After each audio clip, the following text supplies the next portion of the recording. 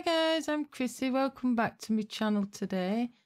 I'm working on a 11 by 16 canvas sheet, and you can see here I'm using quite a large brush, and I'm just applying a thin coat of a peach colour. I hope you enjoyed this, guys. I enjoyed painting this one. One of my favourite subjects, doing horses, as you'll have seen by the thumbnail.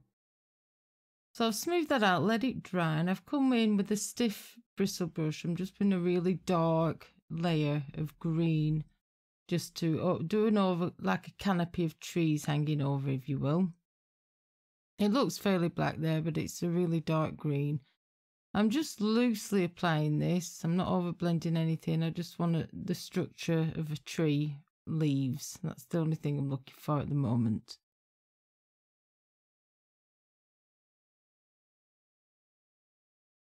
So as we move further on in the video, you'll see I'm just adding a bit of lighter colour here. So I've just thinned the actual green out to give it the illusion it's a bit lighter. I haven't really changed the pigment that much. I've just used a nice thin layer using glazing medium. I'm using a 1/2 inch flat brush to do this, but you can use any brush that you prefer. So I've dried that off thoroughly, and I'm going in with another thin layer of glaze with a magenta and a tiny bit of deep red. So I just want to get in between them leaves just to cover that peachy colour. So we'll be using an airbrush, as you'll see as we get further on, just to bring it all together. Now you can see how thin it is. You can still see the leaves underneath. So make sure you use plenty of glazing medium and just a little bit of pigment just to glaze this back a little bit. All this is a bit irrelevant. Well, it is irrelevant, but it's irrelevant about getting the brush strokes right. Of course you do. But on this stage, I'm not over worried about that because this is just like what I call the underpainting. So I'm just laying down the actual colours that I want in the picture. Paying attention to the values, yeah? So that's all I'm doing at the moment. I'm not over blending anything or doing any detail. But at the bottom here, just a bit of lighter green. So it's just a bit more of a sap green colour, what I call a mid-tone green. I'll just lighten it as I come up into the middle with a bit of white. So I want the horse to actually stand out and really pop out of the canvas, and that's the illusion I'm looking for today. So in the middle, I've just added a little bit of turquoise colour, which is really cool because that goes nice with the orange. But most of this will be covered, as you'll see shortly. So I've just made sure I've no high spots there, so make sure the paint's flat and you haven't got any lumpy bits of paint. That's all I'm bothered about at the moment. I'm just darkening the edges, as you can see here, with a darker value of green that I used at the top. I'm now going in with the airbrush. I'm lightly coating with a nice dark colour, and I'm just silhouetting in around the edges and over that canopy of the trees and obviously the grass at the bottom. Then I've gone with a light coat of yellow, a yellow green. Then I've come in with a nice deep magenta colour. I'm just putting some little circles on here, you can see, with some yellow and some magenta, very subtle because I don't want it to overpower the actual image. And then I glaze it back again with that tonal green colour. It's like a yellowy green. And then I really silhouette it again around the edges and a little bit in the middle there. Now I've thoroughly dried that off before I actually drew the image on of the horse. Now this is a gypsy cob, they call it, a vanner horse, gypsy vanner horse. He's going to be black and white, and I really love these horses. I used to train these horses, and I've had a few of these in my time. We broke them in for ride and drive, and they're really placid animals, beautiful animals to work with as well, really good temperament. So this is a bit special one for me. I really enjoyed doing this one. Brought back a few memories of when we used to go camping, because we used to camp a lot when my daughter was younger. She's grown up now. And we really enjoyed the days travelling around England, because my husband actually built a gypsy caravan, and we had some gypsy horses to pull it for us, and we loved travelling up and down the country. A bit of history there for you. So I've just gone in with a bluey grey there. As you can see, I've just blocked in all the white. It's going to be this mid-tone bluey grey colour. So you don't want to go too light too soon because you will lose the contrast that you're looking for. And the dark is just a really dark blue. It looks black, but it's a really dark, like an indigo blue. Like I say, it's going to be black and white. So these are the actual values I want in. So the darks, obviously, with the dark colour, and the dark grey is for the lighter highlights and mid-tones. I mean, the other names for these horses, I'm sure they call them patchy horses and Indian horses, I think, as well. But they're really nice animals, but they're a bit different to the Native American ones. These are more thicker in the leg than the actual Native American horses, so they are slightly different. If you're a horse fan like me, I'm sure you'll enjoy this video as much as I did painting it. So if you did, guys, please leave us a thumbs up. I do appreciate that very much, and share me out if you can onto social media. That's always a nice, kind thing to do as well. There's other links in the description box. You can have a bob through them in your spare time if you want, or after this video. There might be something in there that might acquire your attention, because we also have a Facebook group. It's pretty cool as well. I'm just filling in around the shapes now around the dark, and they are irregular shapes. All horses have a different pattern to them. They're not all the same markings like dogs and things like that and other animals. So you can do this any colour you want. You could add in more black on him and more white, depending what you want. Yeah, you could replicate a horse that you have or had in the past even. So here I'm using a thin white. It's not my best titanium, which I call a middle of the road white.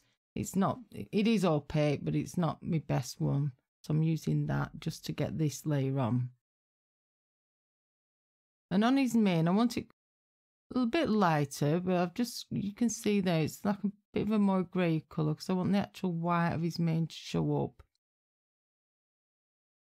So I'm just doing like a mid-tone grey. I'm just toning it back a little bit more. If you get a good reference as well, that will help you where all your light source is coming from.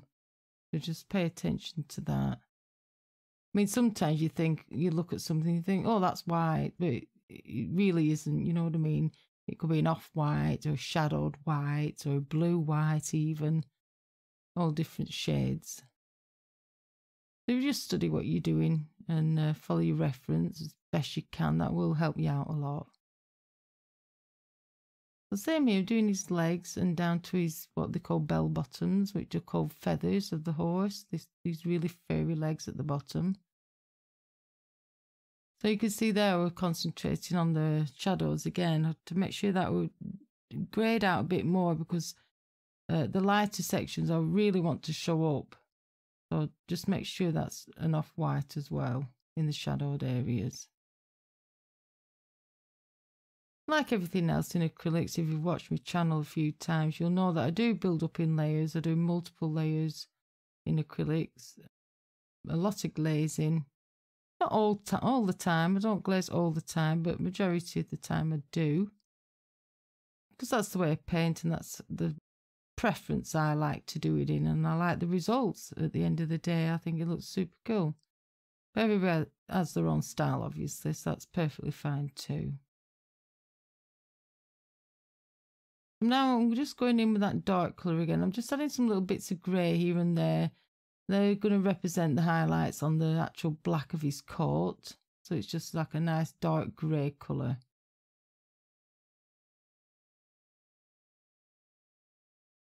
And it's the same when you're doing any animal, a dog or a cat. Obviously there is light reflecting on the fur, and especially on horses because they have a short coat, especially in summertime. So it does reflect more light, like a short-haired dog, for example. I'm just touching up there with the airbrush. And now I'm going over a really thin glaze of colour all around the painting. What you call a nice greeny yellow gold, like a green gold colour, but really thinned out. And what that does, it just brings all the airbrushing together and all the painting you've done underneath that together. And it just gives that little bit of a glow, as you can see under the horse's neck. around the distance of the grass there in the background. It just highlights that a little bit without it being too overpowering.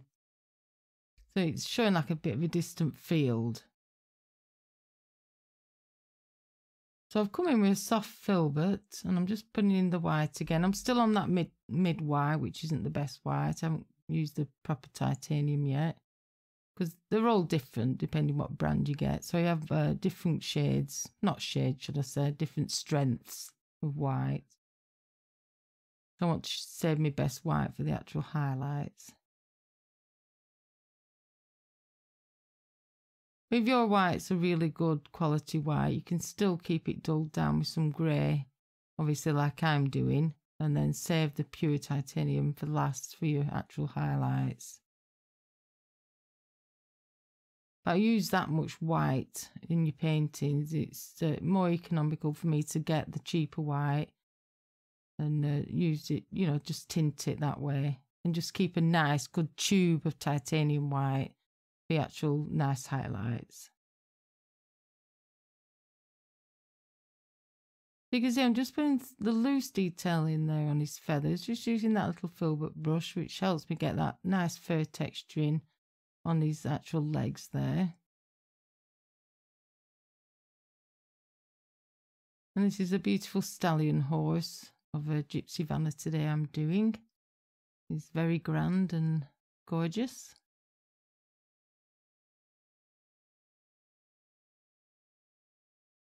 I'm concentrating on the dark shadows, so I want the darkest darks next to the lightest lights that I'm putting in, as you can see there. So the darkest bits really want to stand right next to the lightest sections.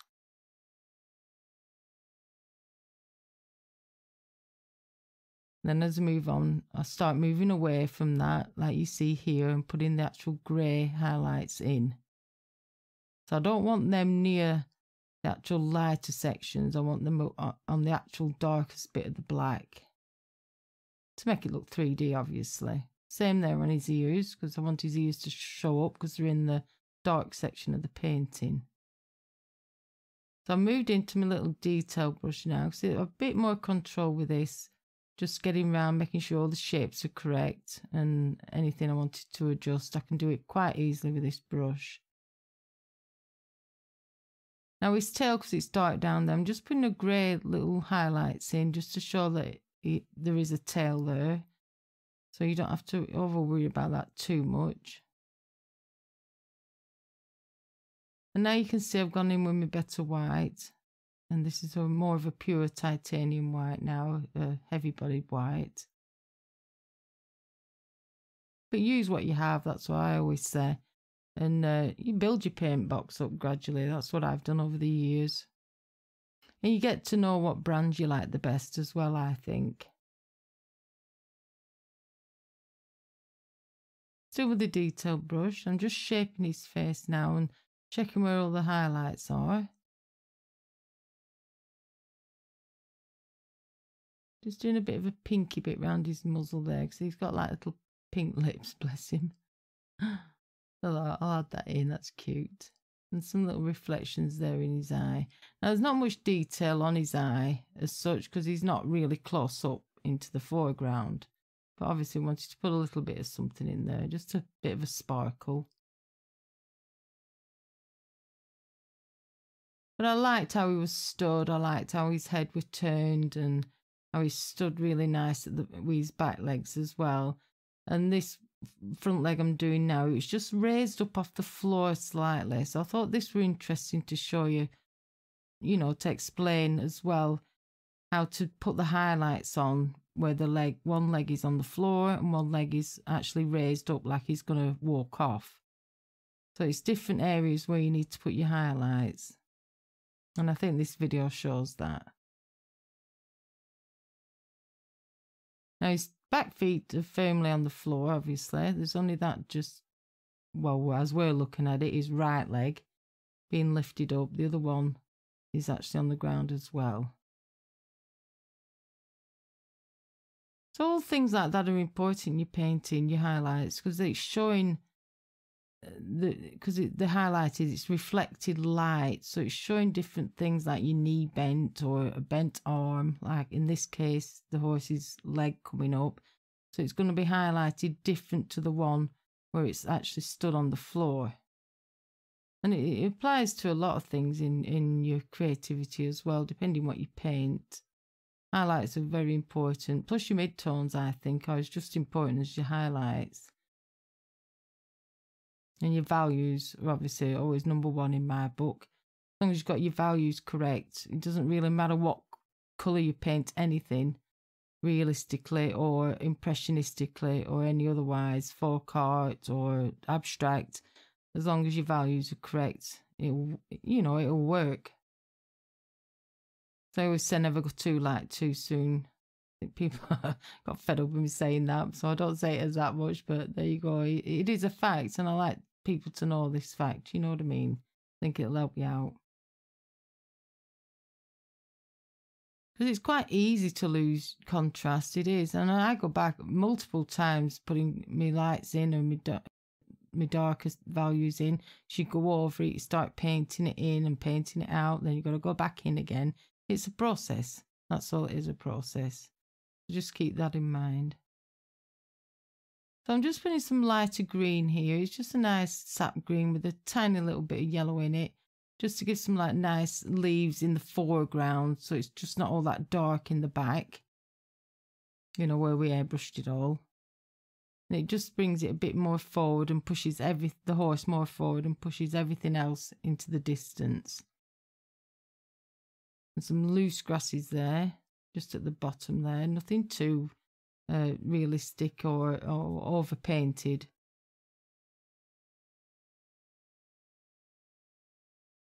And then bob some little highlights on there. So I've just added a bit more yellow to the actual sap green. So as you can see now that you've got the depths in there, because there's multiple layers. You've got your really dark base that we put in at the beginning, and then we've got the airbrush over the top, and then I've come in with the brush again and done 2 more layers.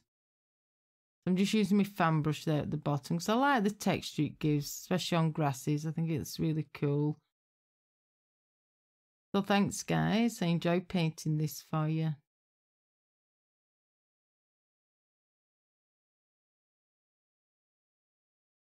On screen now are 2 videos you may like to watch, and if you're not already subscribed, click on my face and be sure to click the icon bell to get a notification. As always, thanks for watching and create something wonderful. See you all soon on my next video.